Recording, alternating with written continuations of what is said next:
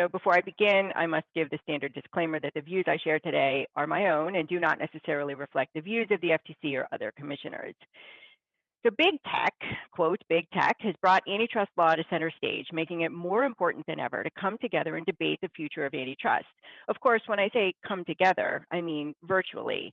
As we all know, the past year cut short sports seasons and even canceled the entire 2020 tour for Antiques Roadshow, making us wait to discover the value of family heirlooms.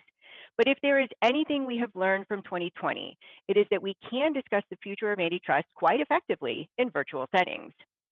Advocates of antitrust reform question whether our existing antitrust framework has what it takes to promote competition. The House Judiciary Committee's majority staff report argues that Congress must modernize antitrust. And in the same spirit, Representative Cicilline has criticized the antitrust laws as ill-suited for today because they were created during the time of railroad monopolies. So these critics are referring to the Sherman Act, passed in 1890, the Clayton Act, passed in 1914, and the FTC Act, also passed in 1914. Now, we can't bring these laws onto Antiques Roadshow to appraise their value, but I submit to you today that they are not dusty, useless trinkets. Instead, they are priceless heirlooms that continue to hold great value. Now, speaking of the value of antiques, the most expensive item appraised on Antique Roadshow is a pocket watch worth over $1.5 million that was made in 1914, coincidentally the same year Congress created the FTC. Today, I plan to focus my remarks on three areas where big tech has altered the nature of the antitrust debate. First, attacks on the consumer welfare standard. Second, the politicization of antitrust. And third, the push for competition rulemaking.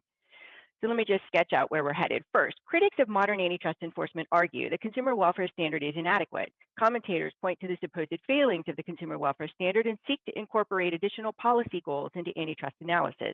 But the consumer welfare standard has a proven track record of addressing the very harms that concern these critics.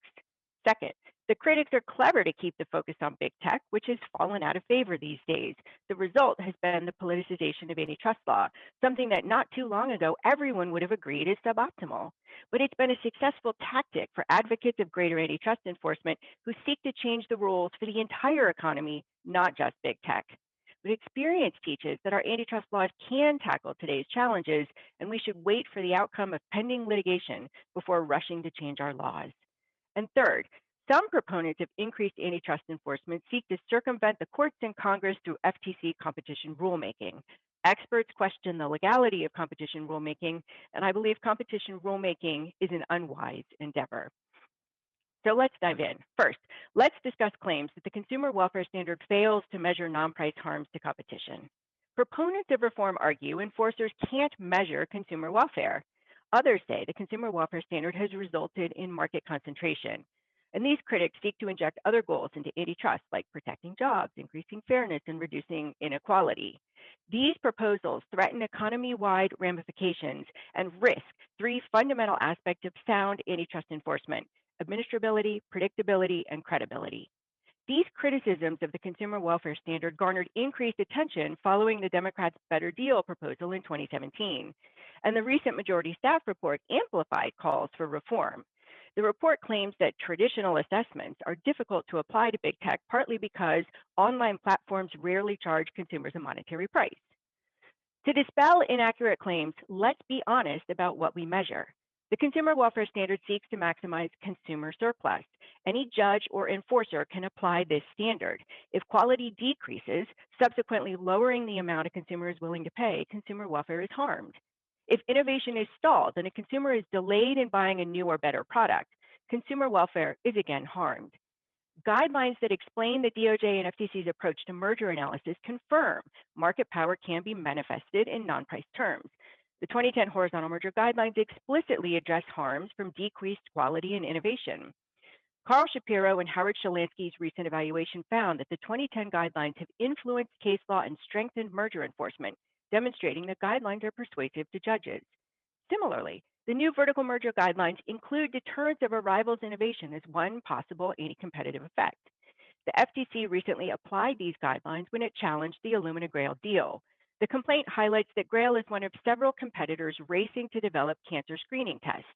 There are no commercial products on the market, making this a vertical merger case focused solely on innovation. The FTC's enforcement record also demonstrates that measures of non-price competition are critical in antitrust analysis.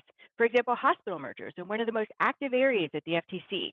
When reviewing these deals, courts focus on a variety of non-monetary factors of competition, including clinic hours, convenience of location, available services, technology, and quality. So recent and ongoing hospital challenges show that FTC is not afraid to challenge mergers based on non-price harms. So a superficial review of merger law and policy reveals the consumer welfare standard measures more than just prices. So why do critics make this allegation? I think they hope to discredit the consumer welfare standard and choose a favored replacement that will inject non-competition considerations into antitrust.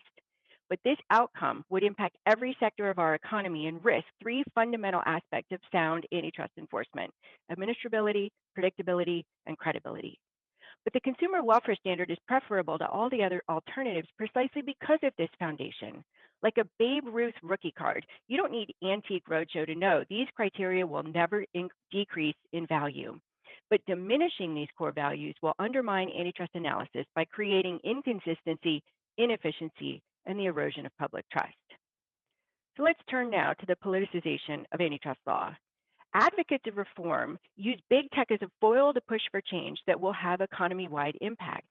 Although big tech is the most obvious target, proponents of reform admit that it's just part of a larger effort to transform the economy as a whole.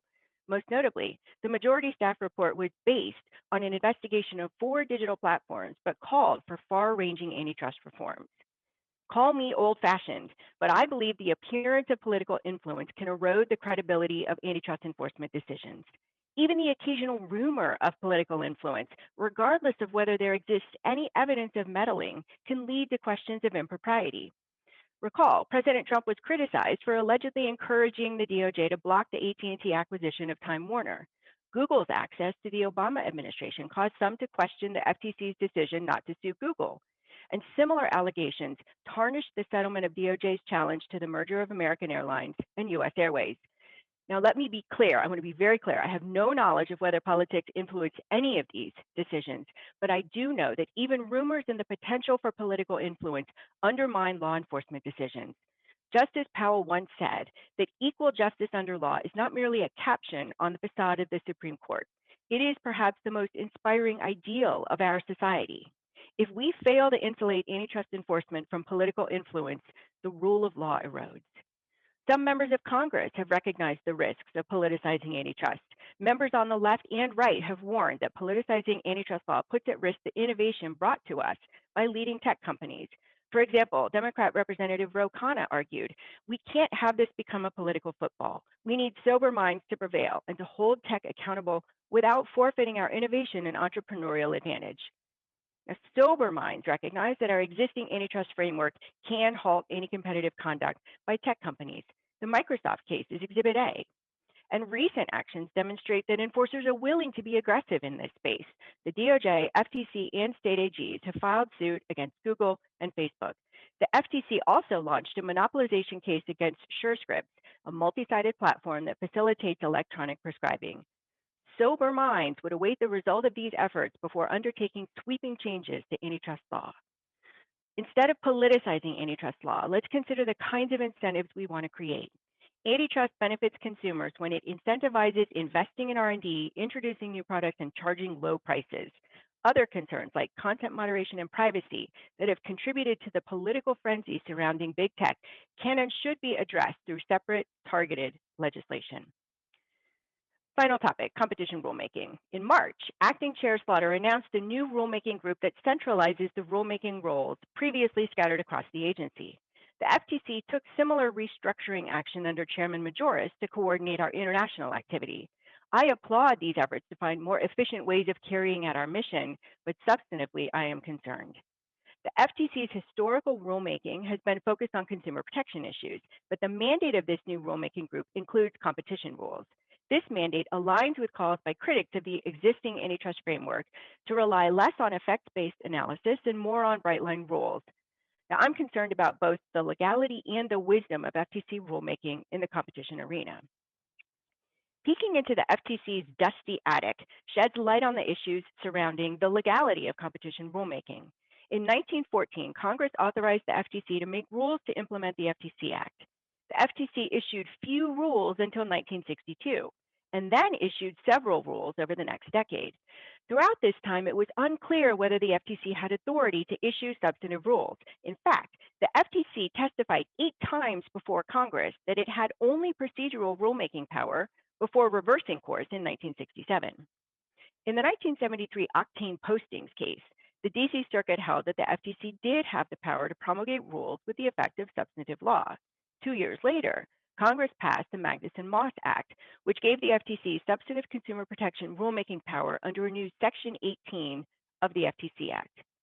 Is it possible that Congress never meant to grant the FTC substantive competition rulemaking power?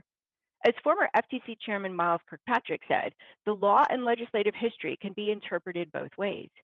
Is it also possible that Congress does not have the constitutional authority to delegate broad competition rulemaking power to the agency? During a recent FTC workshop on non-competes, rulemaking experts commented that the authority is not clear and there is litigation risk.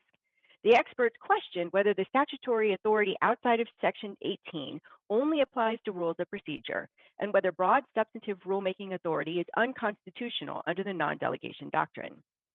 Aside from the legality, I also question the wisdom of competition rulemaking. Experience demonstrates that regulatory regimes frequently stifle innovation, raise prices, and lower output and quality without producing concomitant health and safety benefits. But critics of antitrust ignore this history. Although the majority staff report held up railroad regulation as a model for big tech, never in 450 pages and 2,500 footnotes did they mention the bipartisan repeal of that regulatory framework, a stunning omission. And as an aside, if the antitrust laws are ill-suited for today's economy because they were created during the railroad heyday, why does the majority staff report cite railroad regulation 12 times as a model for big tech? Second, rulemaking is a slow process. Narrow amendments to the contact lens rule took more than 5 years to complete. And enacted rules fail to account for market dynamics, new sources of competition, and consumer preferences.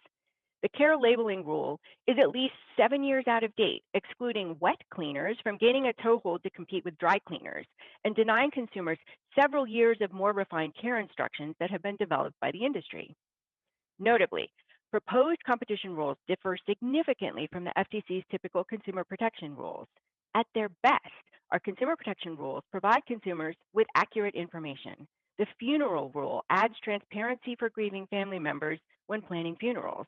And the franchise rule gives prospective franchisees the material information they need to make informed investments. But proposed competition rules would ban specific practices across the economy. This approach is not compatible with current antitrust law, in which we adopt a very fact-specific analysis that evolves with economic learning. This approach allows pro-competitive conduct to continue while halting anti-competitive conduct. Some proponents justify antitrust rulemaking by pointing to the merger guidelines. There is a big difference between explaining how the agencies will analyze a particular situation and establishing bright-line rules that reject a harms-based analysis. Transparency is constructive. Carving in stone a set of rules untethered from economic analysis is not. So I have appraised the antitrust laws and found that they are not dusty, useless trinkets, but instead priceless heirlooms that continue to hold great value. Like the man who used a meteor as a doorstop for 30 years, we can either view our established antitrust framework as an old rock, or we can look closely to see its true value. Throughout my life, people have accused me of being a Pollyanna. In that vein today, I'd like to close with this admission. I hold out hope for the Antique Roadshow to air a new season soon, and I hope that conversations like this will bring a new season of respect for the antitrust framework we have carefully constructed over several decades. Thanks again to NetChoice for inviting me to share my thoughts with you today.